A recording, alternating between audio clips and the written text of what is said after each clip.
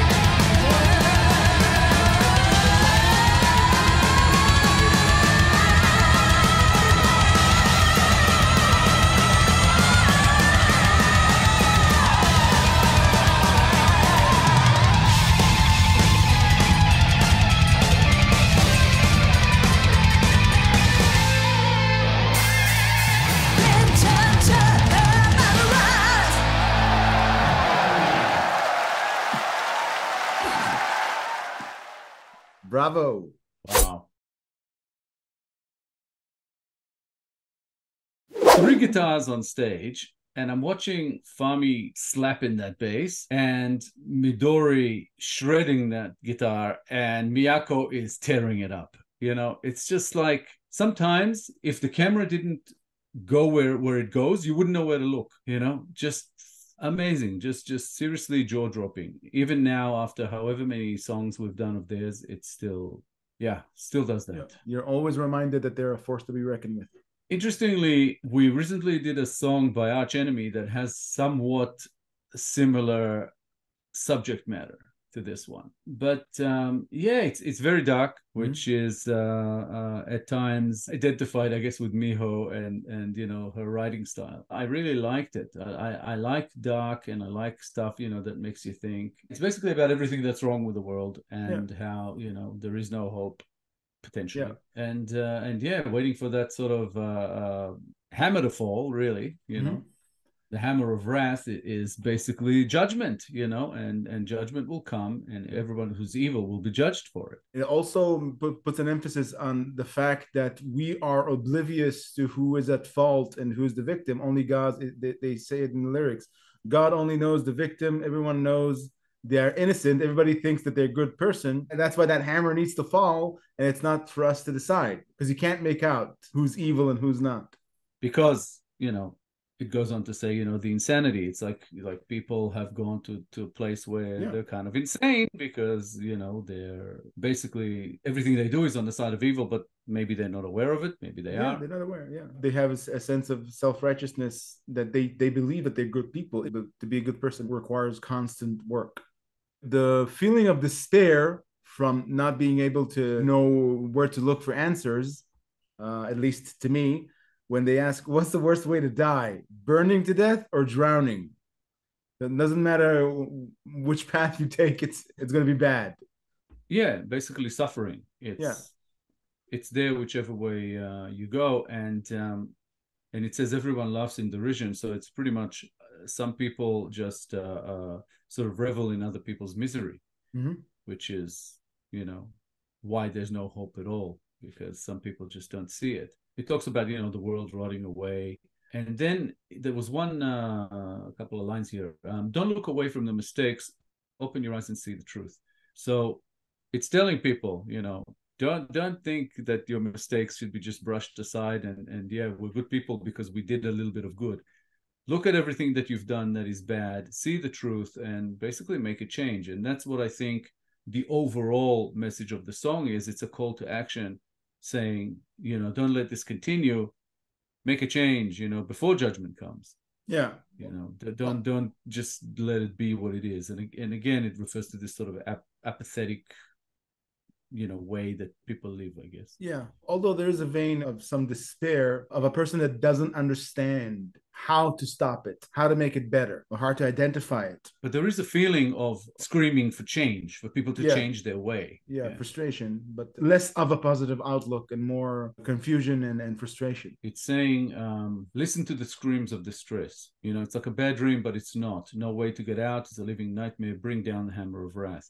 So it's like calling for that judgment, to basically hold people up to all their wrongdoings.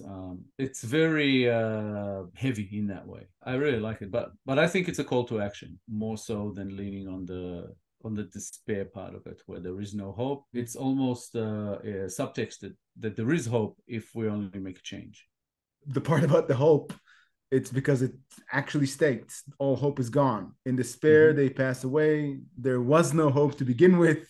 Even the angels are giving up, looking down on us. Even the angels don't know how to solve this particular problem that we have, being terrible human beings. It's almost like saying the problem can be solved if you see you are for who you truly are. You know, if you're honest with yourself and you work to change that, then everything can be worked out. But as I always say, people are people, and that will never happen because there was never any hope to begin with, because people are the way they are. They will always do evil things. There is a solution, but we'll never take it, you know, because that's who we are. And I don't disagree with that. When you think about the tool of punishment as a hammer, it's not a surgical tool. Collective judgment. Collective judgment. The world is what it is. So I don't kind of sit there and think about what this song means and how it can be depressing or deflating or whatever. I just enjoy the good music. And also the reason that I say that it sort of hints that even though everything is a foregone conclusion, at the same time it says it's do or die. If it's do or die, it means that if you do, there's still a way to fix. So there is a little bit of positive outlook in there, but it's very, very much buried under, you know, the reality. By that line particularly, the entire message is not pointed towards everybody. It's pointed towards the wicked. It's do or die. Stop what you're doing. Stop what you're doing. You're gonna get punished. Because the next line after it's do or die is get ready for hell. Thank you, Dan. Another great one. This has been requested many times before. We were about to get to it from an older concert, but then requested this one through Buy Me a Coffee, so it's been bumped up, and this is the one we've done. Awesome performance, fantastic song. Thanks again, Dan. Thanks for all the support and, you know, for some great choices. We're loving this. If you enjoyed this episode, guys, please be sure to like, subscribe, comment, and click the little bell icon so you get notified on all our future videos. If you have a request you'd like bumped up the line, please make it through Buy Me a Coffee. All contributions are, of course, very much appreciated. Thank you very much for your time. Thank you for sticking with us. You can't stay indifferent. They come with tons of feel-good energy. And I love it how they look all timid. Well, you know what they can do. They are always fun, no matter what. And this song started, and I was thinking, it's a little bit poppier than usual. You know, it sounds a little bit like almost like one of those mainstream pop songs. And then it kicked in, and it's like, yeah, okay. Yeah. I think that's kind of maybe part of the statement. But thanks again, everybody. We are loving it. All the support, all the engagement. And again, without you, there would be no show. So we appreciate you guys, and we'll see you soon in the next one. Bye for now. Bye, guys.